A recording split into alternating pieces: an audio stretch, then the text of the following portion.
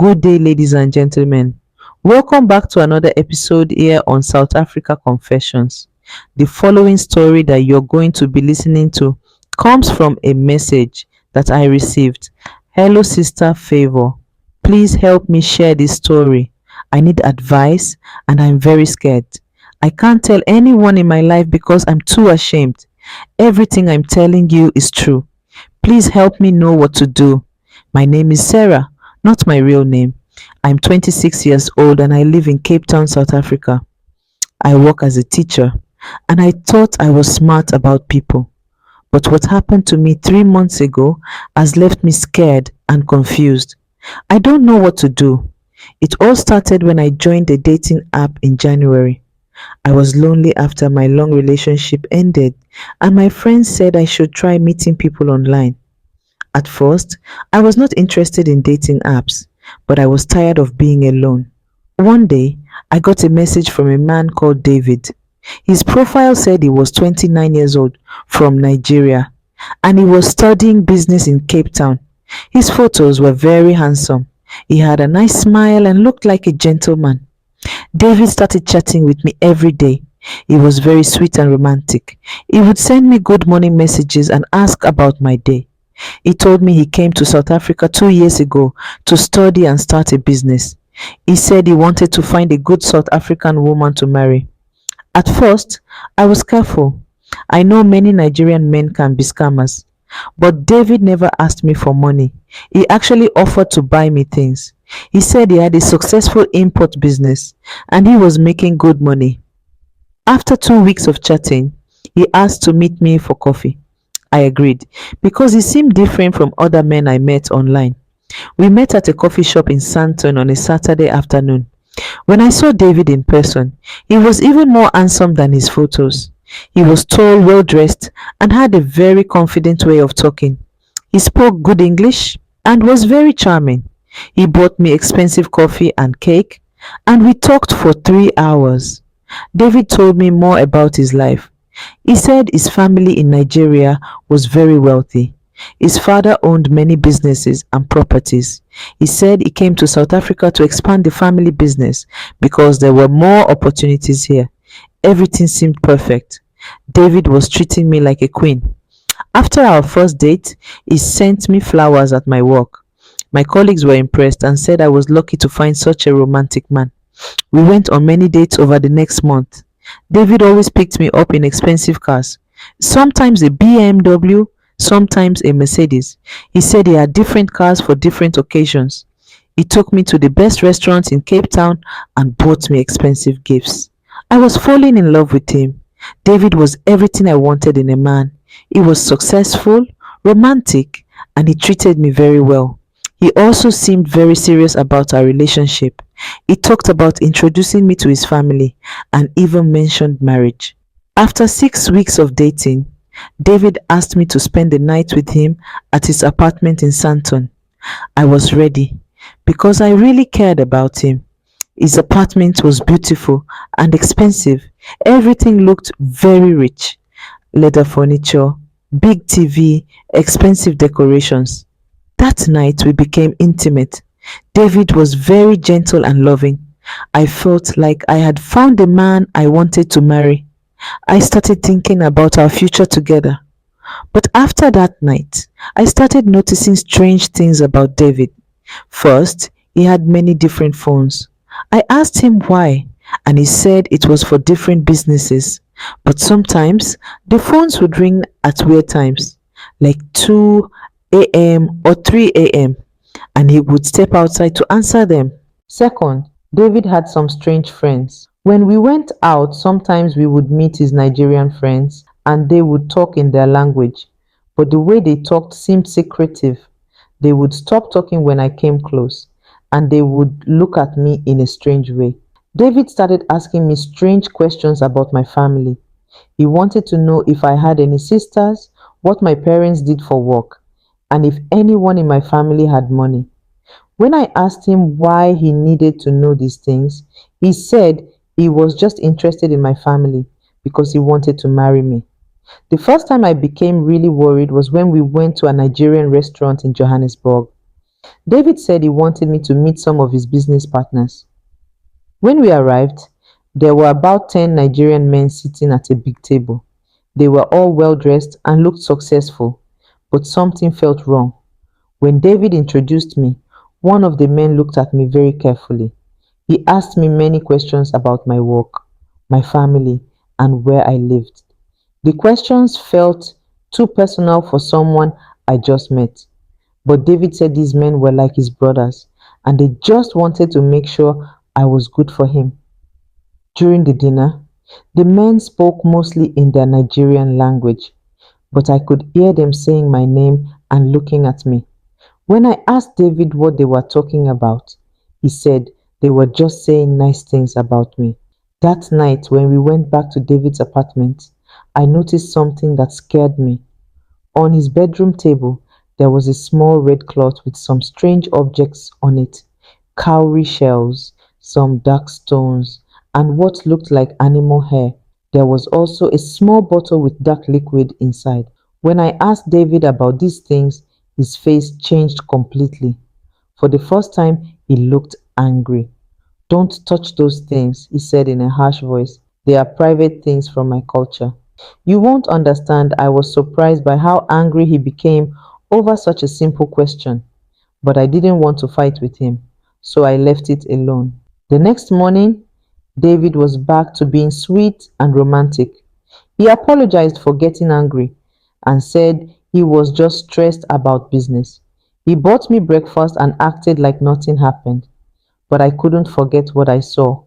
Those objects looked like things I had seen in movies about African traditional religion or witchcraft. I started wondering if David was involved in something dangerous. 2 weeks later, David asked me to come with him to a family gathering in Pretoria. He said his Nigerian relatives were having a celebration and he wanted to introduce me properly. When we arrived at the house in Pretoria, it was not what I expected. The house was big and expensive, but it felt very dark and strange. There were about 20 Nigerian men and a few women. Everyone was dressed very well, but the atmosphere was not like a normal family celebration. The leader seemed to be an older Nigerian man who everyone called Baba. He was maybe 50 years old and had tribal marks on his face. When David introduced me to him, Baba looked at me like he was studying me. He asked me to sit next to him and started asking me personal questions. "So, you are the South African girl David told us about," he said. "You are very beautiful. David has good taste." Then Baba asked me about my family again. He wanted to know if my parents were alive, if I had any siblings, and what kind of work they did. He also asked if anyone in my family was sick or had any problems. I found these questions very strange for a family celebration, but David was sitting next to me and encouraging me to answer, so I did. After dinner, Baba asked me to follow him to another room. David said it was okay and that Baba just wanted to bless our relationship. I followed Baba to a small room that looked like a shrine.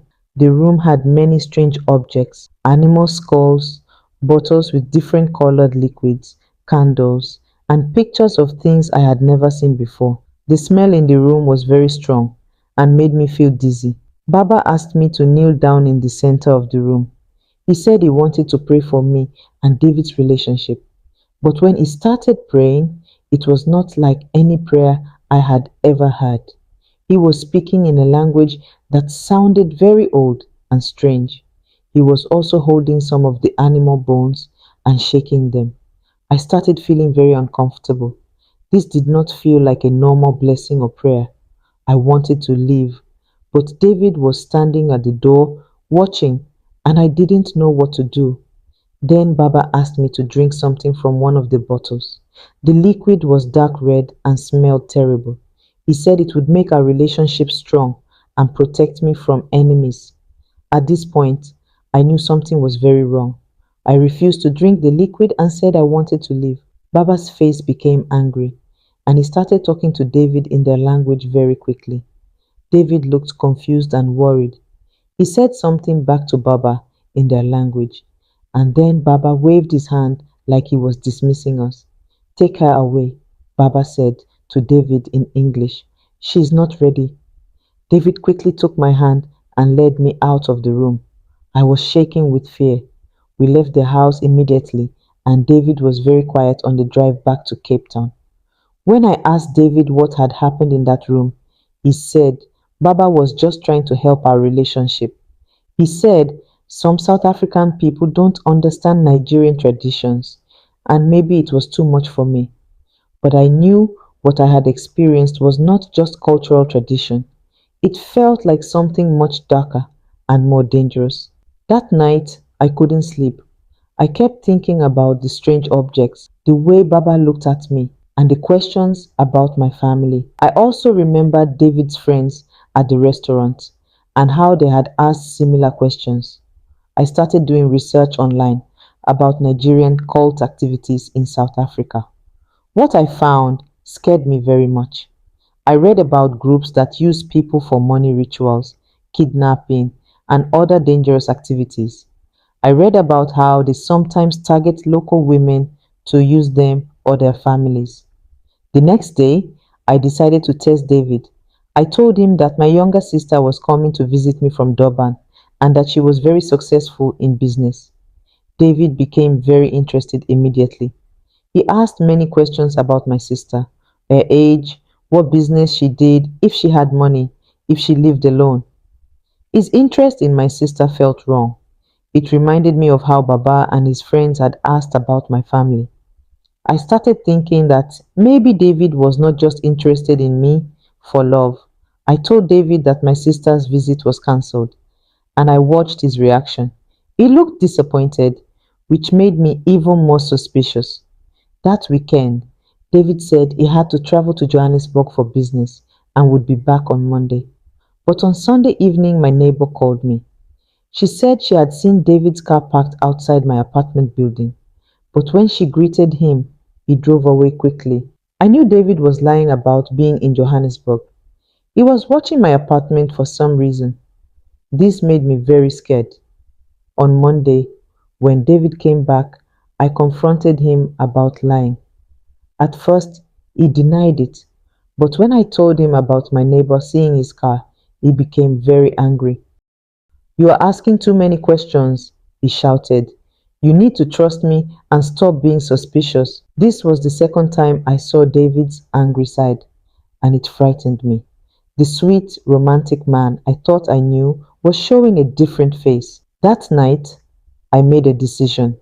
I told David I needed some space to think about our relationship. He didn't like this, but I insisted.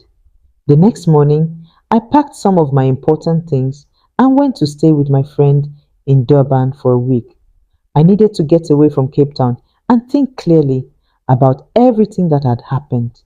While I was in Durban, David called and messaged me constantly. His messages started romantic, but when I didn't respond quickly, they became angry and threatening. You can't just run away from me, one message said. We have something special and you know it. Don't make me angry. Another message said, I know where your parents live. I know where you work. You can't hide from me.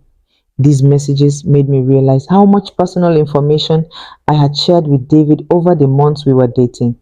He knew everything about my life, my family, and my friends. I decided not to return to Cape Town immediately. Instead, I asked my school for emergency leave and stayed in Durban for another week. During this time, David's messages became more and more threatening. You belong to me now, one message said. We have been intimate and there are things you don't understand. You need to come back. The message that scared me the most said, you have been blessed by Baba. You cannot just walk away.